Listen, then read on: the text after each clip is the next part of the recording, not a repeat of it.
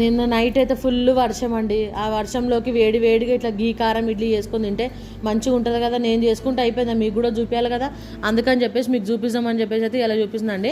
ముందుగా ఒక పెంక పెట్టుకొని అందులో కొంచెం నెయ్యి వేసుకొని, నెయ్యి కొంచెం ఎక్కినాక ఒక 4 నుంచి 5 వరకు అయితే కరివేపాకు వేసుకోండి. కొంచెం కరివేపాకు ఫ్లేవర్ అయితే మంచిగా ఉంటుంది, అందుకని చెప్పేసి అయితే వేసుకున్నాను ఇడ్లీలోకి. మనమైతే ఎట్లయినా ఇడ్లీ పిండి వేసుకుంటే 3 నుంచి 4 రోజులు వచ్చేటట్టు అయితే ఖచ్చితంగా చేసుకుంటామండి. ఒక్కొక్క రోజు ఒక్కొక్క విధంగా చేసుకుంటే ఏంటంటే పిల్లలు కానీ పెద్దలు కానీ కొంచెం ఇష్టంగా తింటారని చెప్పేసి అయితే ఇట్లా చేసిన నేను నైట్. ఇప్పుడైతే కారం వేసుకుంటున్నాను అండి. కారం అయితే ఆల్రెడీ ఇడ్లీ కారం అయితే మన దగ్గర ఖచ్చితంగా స్టాక్ ఉంటుంది.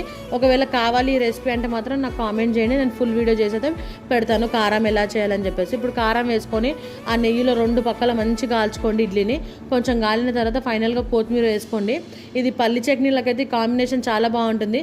ఇంకా చట్నీ వేసి ఓపిక లేకపోతే మాత్రం ఇట్లనే తినొచ్చు. అంటే కొత్తగా చూసే వాళ్ళైతే నా ఛానల్ని సబ్స్క్రైబ్ చేసుకోవడం అయితే అస్సలు మర్చిపోవద్దండి.